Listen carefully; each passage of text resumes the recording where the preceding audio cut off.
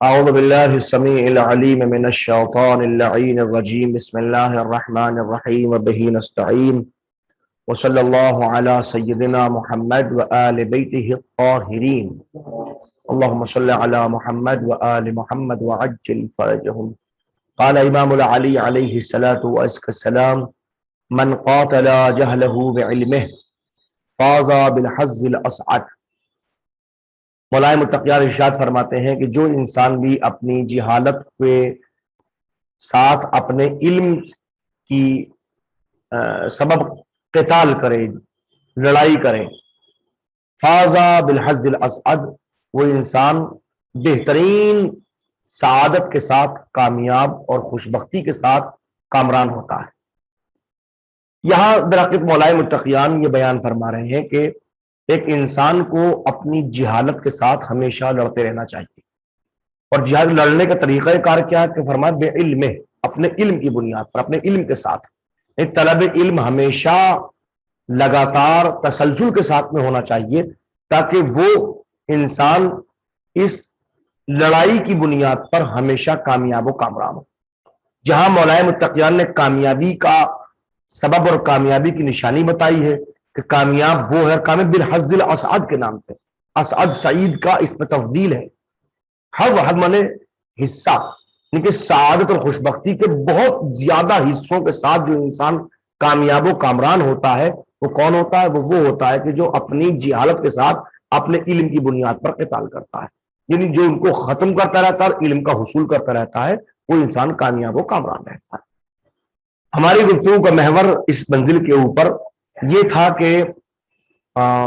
اس کائنات کے اندر نبوت کی ضرورت کی کیا دلیلیں ہیں، نبی کا ہونا کیوں ضروری ہے، اس کے متعلق دلیلیں آپ کی خدمت درس میں پیش کی جا رہی تھی۔ 3 دلیلیں آپ کی خدمت میں پیش کی جا چکی ہیں، آج 4تھی دلیل آپ کی خدمت میں پیش کی جا رہی ہے، اللطف الالہی الرابع اللطف الالہی۔ 4تھی دلیل کون سی ہے؟ لطف الہی، یہ دلیل ہے۔ فرماتے استدلت العدلیہ من المتکلمین، متکلمین میں سے یعنی علم کلام سے وابستہ علماء میں سے وہ علماء کے جو عدلیہ شمار کی جاتے ہیں، جن کے علم کلام میں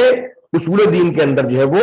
عدل شمار ہوتا ہے، وہ کہتے ہیں اصول دین میں عدل بھی ہے، وہ عدلیہ کہلاتے ہیں۔ متکلمین میں سے عدلیہ استدلال کرتے ہیں علی لزوم بعث الرسل، بعثت کے رسولوں کی بعثت کے لازمے کے اوپر کہ رسولوں کا بھیجنا لازم ہے، اس بات کے اوپر استدلال کرتے ہیں کہ اس بات سے بقاعدۃ اللطف، قاعدہ لطف کی بنیاد پر، یعنی کہ جو دلیل لطف ہے اس کی بنیاد پر استدلال کرتے ہیں عدلیہ۔ اب جناب یہ کیسے ہیں؟ قال المحقق الطوسی، محقق طوسی فرماتے ہیں، محقق طوسی فرماتے کیا کہتے ہیں؟ وہی واجبۃ،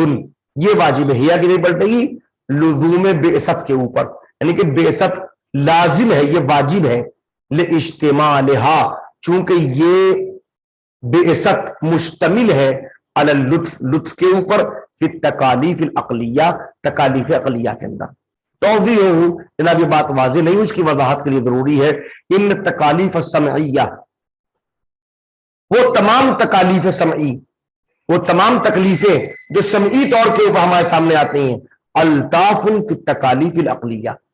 وہ تمام تکلیفیں لطف ہے تکلیف عقلی کے اندر، واللطف واجب، اور لطف واجب ہے، فالتکلیف سمعی واجب، تکلیف سمعی بھی واجب ہے، ولا يمكن معرفتہ، اور تکلیف سمعی کی معرفت ممکن نہیں ہے، الا من جہت النبی، مگر یہ کہ جب تک کہ کوئی نبی آ کے بتائے نہیں کہ جناب کیا کہ اللہ کی طرف سے تمہارے اوپر واجب کیا گیا، فیکون وجود النبی واجبا، لہذا وجود نبی واجب۔ اب تفصیل مزید بتاتا ہوں، اما کون التکلیف سمعی لطفا فی التکلیف العقلی، اب یہ بات جو کہی گئی تھی کہ تکلیف سمعی تکلیف عقلی کے اندر لطف ہے، کیا مطلب؟ کہ فلأن الانسان اذا كان مواظبا على فعل الواجبات السمعیہ، فلأن الانسان، اس لیے کہ انسان اذا كان مواظبا، اگر مواظب ہو، اگر عادت میں اس کو شامل ہو، على فعل الواجبات السمعیہ، کہ وہ تمام واجبات سمعیہ کو انجام دیتا ہے، ایک انسان اگر تمام واجبات سمعیہ کی اوپر عادت رکھتا ہو، ان کو انجام دیتا ہو، وہ ترک المناہی الشرعیہ، اور ان تمام مناہی کو، ان تمام بری چیزوں کو ترک کرتا ہو جن کو شریعت نے منع کیا ہے، یعنی مناہی شرعیہ جن کو شریعت نے منع کیا ہے ان کو ترک کرتا ہو، کان فعل الواجبات العقلیہ، کان فعل الواجبات العقلیہ، تو گویا اس نے واجبات عقلیہ کو انجام دے دیا، والانتہاء عن المناہی العقلیہ، اور ہر مناہی عقلیہ سے بھی وہ دور ہو گیا۔ اقرب، ظاہر سی بات ہے کہ جو واجبات عقلیہ کو انجام دیتا ہے تو مناہی عقلیہ سے دور ہوگا، یہ زیادہ قریب ہے۔ وہذا معلوم بالضرورۃ لکل عاقل، اور یہ بات ہر عاقل کے نزدیک ضروری ہے، یعنی علم ضروری تعلق بالبدیہی سامنے آتی ہے، بالکل سامنے کی چیز ہے۔ وَيُمْكِن تقریر الاستدلال بوجہ آخر، جناب یہ بات کچھ سمجھ میں آئی نہیں ہے ہمارے، یہ بات کیا کہی، تکلیف سمعیہ، تکلیف عقلی، اور یہ تکلیف سمعیہ تکلیف عقلی کے اندر واجب ہے، کیا مطلب؟ آسان الفاظ میں بتا دیجیے آپ۔ فرماتے ہیں یمکن تقریر الاستدلال بوجہ آخر، ہم دوسری طریقے سے آپ کی خدمت میں استدلال کو پیش کرتے ہیں۔ اب دیکھیے سمجھ میں آئے گا آپ کے،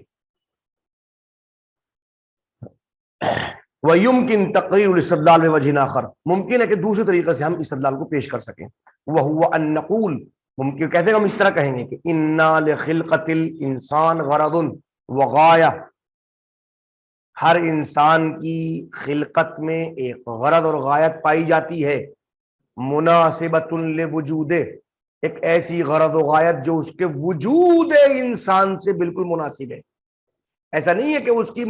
وجود سے الگ ہے، ایسا بالکل نہیں ہے۔ وَلَيْسَتْ إِلَّا التَّخَلُّقُ بِأَخْلَاقِ اللَّهِ تَعَالَى، اور وہ غرض کیا ہے، وہ اس کے وجود کی مناسبت سے رکھنے والی غرض و غایت کیا ہے، وہ یہ ہے کہ وہ اخلاق پروردگار سے متخلق ہو جائے، یعنی کہ اخلاق پروردگار کو حاصل کر لے، جو خلق پروردگار کا ہے، جو اللہ سبحانہ و تبارک و تعالیٰ کا اخلاق ہے، وہ اس سے متخلق ہو، اس کے اخلاق کا زیور اس کو پہن رکھا ہو۔ والوصول الی رضوانہ، اور دوسری منزل یہ ہے، اس کی انسانی غرض و غایت یہ ہے کہ وہ اللہ کی رضوان تک پہنچ سکے، مرضی پروردگار تک پہنچ سکے، وہاں تک وصول ہو جائے۔ والانسان بنفسہ غیر متمکن من معرفت الطریق الہادی الی ذلک، اور انسان بنفسہ، خود انسان غیر متمکن، قدرت نہیں رکھتا، طاقت نہیں رکھتا، تمکن نہیں رکھتا، من معرفت الطریق، اس راستے کی معرفت کی، الہادی الی ذلک، جو اس جگہ تک، یعنی اللہ کے اخلاق تک اور اللہ کے رضوان اور مرضیوں تک اس کی ہدایت کر سکے، اس راستے کو جانتا ہی نہیں ہے کہ کس راستے پر چلنے کے بعد یہاں تک پہنچے گا۔ فَلَوْ لَمْ يَبْعَثْ، بس اگر مبعوث نہ کیا جائے من، اس فرد کو، یہدیہ الی ذلک الغرض، جو اس غرض تک انسان کی ہدایت کر سکے، لازم ان یکون اللہ سبحانہ تبارک و تعالی ناقضا لغرضہ، تو لازم یہ ہوتا کہ اللہ سبحانہ تبارک و تعالی کی غرض کا نقض ہو جائے، اللہ کی غرض مکمل نہ ہو، وہ محال، اور یہ بات محال ہے، یہ بات نہیں ہو سکتی، یہ بات درست نہیں ہے۔ وفی کلام امام علی علیہ السلام اشارہ الیہا، اشارہ الیہ، اور مولائے متقیان کے کلام میں بھی اس بات کا اشارہ پایا جاتا ہے۔ قال علیہ السلام، آپ نے ارشاد فرمایا، ایھا الناس، ایھا الناس، اے لوگو، ان اللہ تبارک و تعالی لما خلق خلقہ، اے پروردگار، اے لوگو، جس وقت اللہ سبحانہ تبارک و تعالی نے اپنی مخلوقات کو پیدا کیا، ارادہ، اس نے ارادہ کیا، ان یکونوا علی آداب رفیعہ، کہ وہ تمام کی تمام مخلوقات بہت بڑے رفیع اخلاق کے اوپر فائز ہوں، وہ اخلاق شریفہ، اور شریف اخلاق سے مزین ہوں، فعلم انہم لم یکونوا کذالک، اور وہ اللہ جانتا ہے اس بات کا کہ وہ تمام مخلوق نہ آداب رفیعہ رکھتے ہیں، نہ اخلاق شریفہ رکھتے ہیں، الا بان یعرفہم ما لہم وما علیہم، مگر جب تک نہیں رکھتے، جب تک کہ ان کو نہ بتا دیا جائے، ان کو نہ معرفت سکھا دی جائے، ما لہم، کیا چیزیں ان کے لیے درست ہیں، وما علیہم، اور کون کون سی چیزیں ان کے لیے نقصان دہ ہیں، لہم جو ان کے لیے ہے، ما علیہم جو ان کے اوپر ہے، کیا مطلب نہیں ما لہم ما علیہم کے، یہ محاورتاً جملہ استعمال ہے، کون سی چیزیں اس کے فائدے کے لیے ہیں، کون سی چیزیں اس کے نقصان کے لیے۔ والتعریف لا یکون الا بالامر والنہی، اور یاد رکھیے یہ کہا الا بان یعرفہم، جب تک کہ تعریف نہ ہو، جب تک کہ بتایا نہ جائے، سمجھایا نہ جائے، اور یہ تعریف ہو نہیں سکتی، یہ معرفت میسر نہیں ہو سکتی مگر کب تک؟ جب تک کہ امر اور نہیں نہ ہو۔ والامر والنہی لا یجتمعان الا بالوعد والوعید، اور امر اور نہیں کبھی بھی جمع نہیں ہو سکتے مگر جب تک کہ وعد اور وعید نہ ہو۔ امر کے لیے وعد ہو اور نہیں کے لیے وعید ہو۔ وعد خوشخبری دینا، وعید ڈرانا، ایک بشارت ایک نظارت، ٹھیک ہے نا؟ والوعد لا یکون الا بالترغیب، اور وعد نہیں ہو سکتا، خوش بختی کی طرف نہیں لائے مگر یہ جب تک کہ ترغیب نہ ہو، جب تک کہ رغبت نہ دلائی جائے، شوق نہ دلایا جائے۔ والوعید لا یکون الا بالترہیب، اور وعید نہیں ہو سکتی جب تک کہ ڈرایا نہ جائے۔ والترغیب لا یکون الا بما تشتہی انفسہم، اور ترغیب نہیں ہو سکتی مگر ان چیزوں کے ذریعے کہ جب تک ان انسانوں کو اس کی طرف متوجہ نہ کیا جائے کہ جس کی طرف ان کا نفس شہوت رکھتا ہے، رغبت رکھتا ہے، جاتا ہے۔ وَتَلَذَّهُ أَعْيُنُهُمْ، اور جن کو دیکھ کے ان کی آنکھوں سے لذت میسر ہوتی ہے۔ وَالتَّرْهِيبُ لَا يَكُونُ إِلَّا بِضِدِّ ذَلِكَ، اور ترہیب نہیں ہو سکتی جب تک کہ ان چیزوں کو پیش نہ کیا جائے کہ جن سے ان کا نفس دور بھاگتا ہے اور جن سے ان کی آنکھوں میں لذت میسر نہیں ہوتی، ان کی ضد کی بنیاد کے اوپر۔ تو اس کا مطلب یہ ہے کہ ایک فرد ضروری ہے جو ان کو بتائے کیا فائدے میں کیا نقصان میں ہے، ایک فرد ضروری ہے بتائے کہ امر کیا نہیں کیا ہے، ایک چیز بتائے کہ وعد کیا ہے، وعید کیا ہے، ترغیب کس میں، تشریح، یہ کوئی ضروری تو ہے نا۔ یہ قاعدہ لطف ہے جس کی طرف مولا متقیان نے اشارہ فرمایا ہے۔